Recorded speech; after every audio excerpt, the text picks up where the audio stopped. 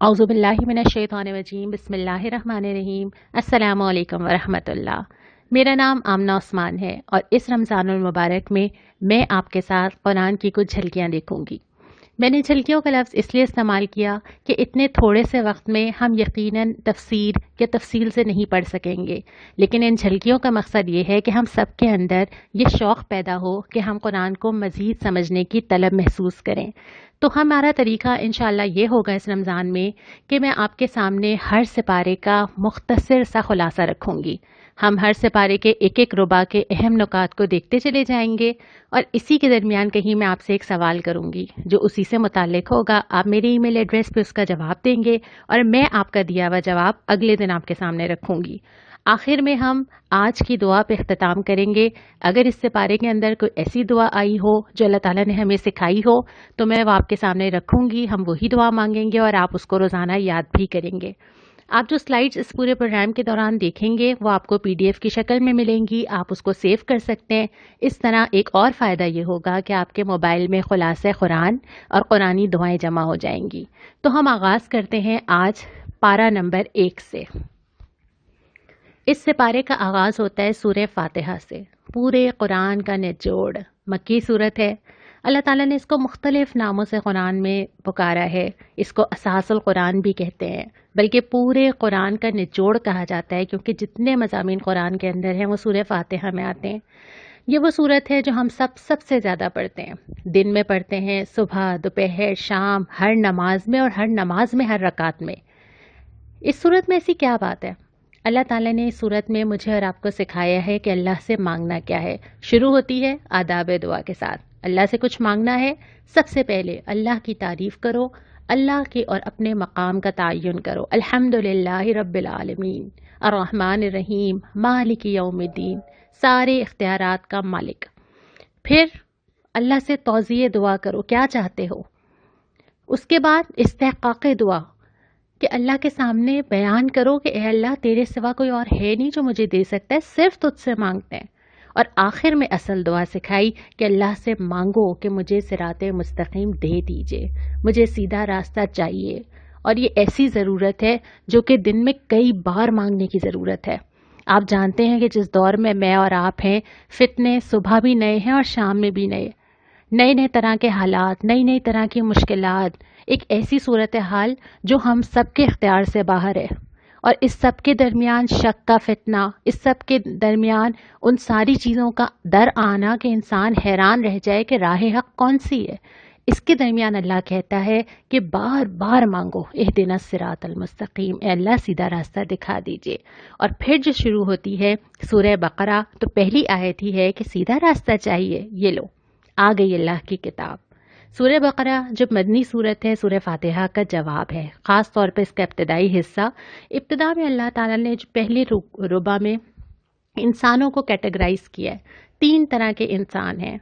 एक वो हैं जो मुत्तकी हैं, जो आयत नंबर 1 ta 5 में ज़िक्र है। ये वो लोग हैं जो गैब पे ईमान रखते हैं, नमाज कायम करते हैं, अल्लाह की दी हुई हर चीज़ में से अल्लाह का हिस्सा निकालते हैं, आसमानी किताबों पर ईमान रखते हैं, आखिरत पे यकीन रखते हैं। दूसरे वो लोग हैं जो काफिर हैं, इतना इनकार करते हैं, इतना झुटलाते हैं कि अल्लाह मोहर लगा देते हैं। अब अल्लाह को उनकी हाजत नहीं रही। अल्लाह ने 1 दफ़ा मौका दिया, 2 दफ़ा दिया और फिर अल्लाह ने उनकी आंखों कानों पे मोहर लगा दी। तीसरे वो लोग हैं जो मुनाफिक हैं, 2 रंगी दिखाते हैं, साजिशें करते हैं, सामने कुछ और होते हैं, पीछे कुछ और हैं। दीन चाहिए, दीन पे भी चल जाते हैं, दुनिया सामने आती है, दुनिया के रास्ते पे भी चलते हैं। और फिर 2 मिसालों से इनका जिक्र किया गया कि ये वो लोग हैं जो आसानी आए तो चलने लगते हैं। अल्लाह ताला ने मिसाल दी है कि रोशनी नज़र आई तो चल पड़े, अंधेरा हुआ तो रुक गए। सामने नज़र आया कि कुछ रोशनी है तो चलने लगे, फ़ायदा नज़र आया। जहाँ मुश्किल आई, तारीकी लगी, वहाँ पे फ़ौरन कदम रोक लिए। और एक और मिसाल देता है कि जितनी भी रोशनी हो, जैसे पैगंबर हक लेकर आया, अल्लाह ताला उसको रोशनी की मिसाल देते हैं कि जितनी भी रोशनी हो, इन लोगों को रोशनी महसूस ही नहीं होती, इनको वो रोशनी हिदायत ही नहीं देती, रास्ता ही नहीं दिखाती। और उसके बाद फिर अल्लाह ताला मुखातिब होकर कुछ सवाल उठाते हैं। कुरान पर शक करते हो, बना लो उसकी तरह की कोई सूरत अगर तुम्हें शक है तो। उसके बाद फरमाते हैं कि अहले ईमान के लिए तो बशारतें हैं। अल्लाह ताला ने उनके लिए कोई खौफ, कोई रंज का मौका नहीं रखा और अल्लाह इसके लिए बार बार कुरान की मिसाल देता है। یہاں پہ بھی ذکر ہے کہ اللہ شرماتا نہیں ہے کہ وہ مچھر جیسی چھوٹی چیز کی بھی مثال دے دے، اور یہ تینوں گروہ اس ایک ہی مثال سے، تینوں گروہ اپنے ظرف اپنے عقیدے کے مطابق ریئیکٹ کرتے ہیں۔ تو اللہ تعالیٰ جو حالات لاتے ہیں، جو آج کل کے حالات میرے اور آپ کے پاس ہیں، ایک ہی مرض ہے، ایک ہی وبا ہے، لیکن ہر انسان اپنے عقیدے کے مطابق ریئیکٹ کرتا ہے۔ کوئی ہے جو اللہ پہ بھروسہ کرتا ہے، کوئی ہے جو اللہ کے وجود سے منکر ہو جاتا ہے، ایک ہی مثال سے۔ تو قرآن کی آیات بھی ہر ایک کے دل میں اس طرح اثر نہیں کرتی، اور اب جب ہم قرآن پڑھنے بیٹھے ہیں تو ہمیں اللہ سے دعا مانگنی چاہیے کہ اللہ اس قرآن کو ہمارے دلوں میں اتار دے۔ اور اس کے بعد پھر حضرت آدم کی تشکیل کا پورا واقعہ ہے کہ اللہ تعالیٰ نے ان کو، حضرت آدم کو بنایا، لیکن عبادت فرشتے بھی کر رہے تھے۔ اللہ تعالیٰ نے ان کو خلیفہ بنایا، اور خلیفہ اس لیے بنایا کہ وہ اللہ کی زمین پہ اللہ کا نظام قائم کریں، اللہ کی زمین میں اللہ کی کبریائی کو قائم کریں۔ اور اس کے بعد پھر ہم دوسرے ربع کی طرف چلتے ہیں۔ دوسرے ربع میں اللہ تعالیٰ نے بنی اسرائیل سے خطاب کیا ہے۔ بظاہر تو نظر آتا ہے کہ اللہ تعالیٰ ایک ایسی قوم سے مخاطب ہیں جو اس زمانے میں ہوا کرتی تھی، لیکن اگر ہم اس کا تفصیل سے جائزہ لیں تو ایک امت کو معزول کیا جا رہا ہے اور دوسری امت کی تقرری کی جا رہی ہے۔ بنی اسرائیل کو اللہ تعالیٰ نے، جس طرح حضرت آدم سے اللہ تعالیٰ نے فرمایا تھا کہ زمین پہ جاؤ اور جو ہدایت ہے اس کی پیروی کرنا، اللہ تعالیٰ نے اس کتاب کو قائم کرنے کا کام بنی اسرائیل کو دیا، اور جب بنی اسرائیل نے اس پہ عمل نہ کیا تو پھر امت محمدی صلی اللہ علیہ وسلم کو وہ کام دے دیا گیا۔ تو اب ایک امت کو جب معزول کیا جا رہا ہے اور اس کی فرد جرم سنائی جا رہی ہے، تو دوسری امت کو بھی یہ کہنا مقصود ہے کہ دیکھو ایسا نہیں کرنا، تم ایسا نہیں کرنا، انہوں نے جو کیا ایسا نہ ہو کہ تمہارے ساتھ بھی وہ ہو، اور پھر ان کا جو انجام ہوا ایسا نہ ہو کہ تمہارا بھی وہ انجام ہو جائے۔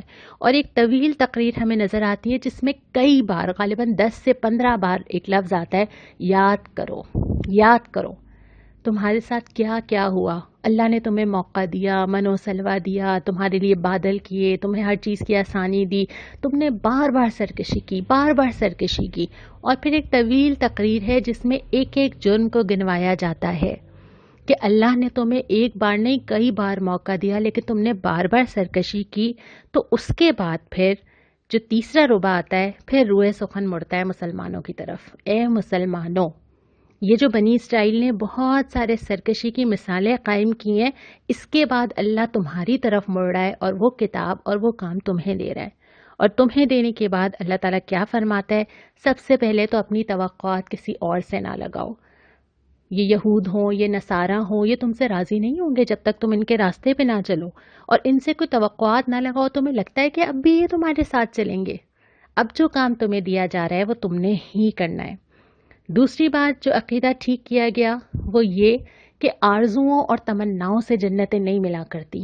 میں چاہتی ہوں کہ میں جنت میں داخل ہو جاؤں، میں چاہتی ہوں کہ اللہ کے نبی میری سفارش کریں، میں چاہتی ہوں کہ مجھے جنت الفردوس اور اعلیٰ مقام ملے۔ کیسے؟ آرزوؤں سے نہیں ملے گا، یہ اللہ کی طے کی ہوئی بات ہے۔ اور یہاں پہ بھی یہی ہے کہ آرزوؤں سے اللہ تعالیٰ وہ جنتیں نہیں دیا کرتا جب تک کہ عمل نہ ہو۔ تو جو کرنے کے کام ہیں وہ آیت 84 میں بتائے گئے ہیں کہ 5 کام یا 6 کام جو اللہ تعالیٰ نے بنی اسرائیل کو دیے تھے وہ تم بھی کرو، ان کو بھی کرنے تھے لیکن انہوں نے نہیں کیے۔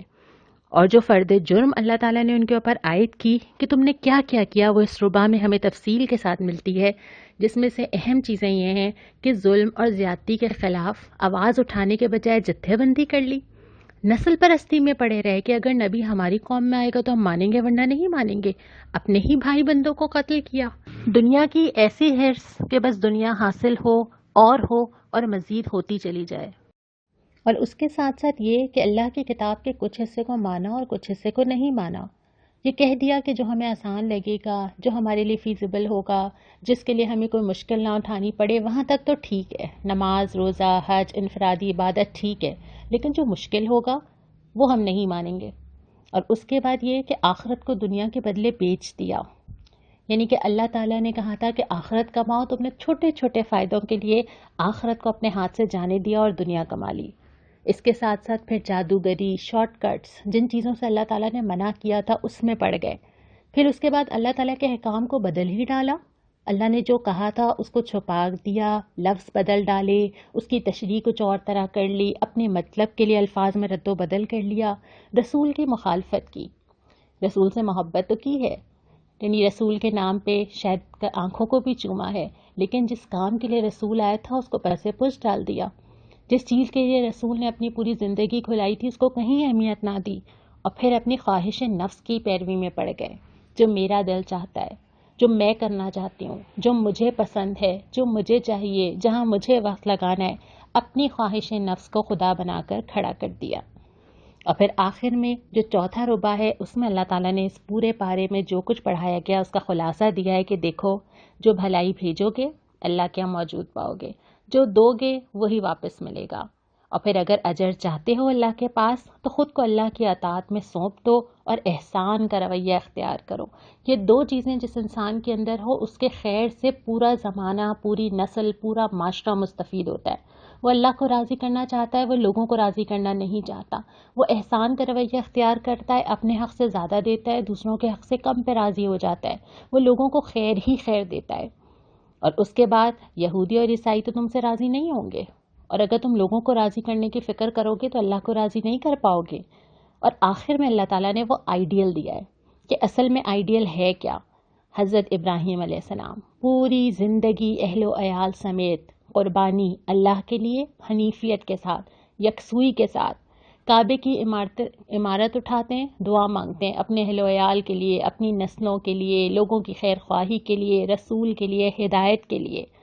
اور یہی میرے اور آپ کے لیے آئیڈیل ہے کہ مطلوب یہ ہے، پھر جا کے انسان اللہ تعالیٰ کا وہ دوست بنتا ہے جو وہ بننا چاہتا ہے. اور جو اس سپارے کو ختم کیا ہے وہ اس بات پہ اللہ کا رنگ اختیار کرو، کیونکہ یہی وہ رنگ ہے جو مطلوب ہے اٹھنے میں، بیٹھنے میں، چلنے میں، پسند میں. جو لوگ گزر گئے ان کا طرز عمل تو ان کے لیے ہے، لیکن تمہارا طرز عمل تمہارے کام آئے گا. آج کا سوال یہی ہے جو میں نے آپ سے درمیان میں ذکر کیا کہ بنی اسرائیل سے اللہ تعالیٰ نے کن کاموں کا عہد لیا تھا، اور وہ ظاہر ہے وہ عہد ہم سے بھی امت مسلمہ کے طور پہ لیا گیا ہے. یہ خالی سلائیڈ ہے، میں چاہوں گی کہ اس کو آپ کی مدد سے بھروں. آپ مجھے بھیجئے، کل ہم انشاءاللہ تعالیٰ دیکھیں گے کہ اس کا جواب کیا ہے. آج کی دعا اسی سپارے کی ایک آیت نمبر 32. سبحانک لا علم لنا الا ما علمتنا انک انت العلیم الحکیم. اے اللہ، نقص پاک تو آپ ہی کی ذات ہے، ہم تو اتنا ہی علم رکھتے ہیں جتنا آپ نے ہم کو دے دیا. حقیقت میں سب کو جاننے اور سمجھنے والا آپ کے سوا کوئی نہیں. یہ دعا مانگنا ہم سب کی ضرورت ہے حصول علم کے لیے. آج ہم یہ دعا مانگیں، انشاءاللہ کل ہم پارہ نمبر 2 کا آغاز کریں گے. وآخر دعوانا ان الحمدللہ رب العالمین.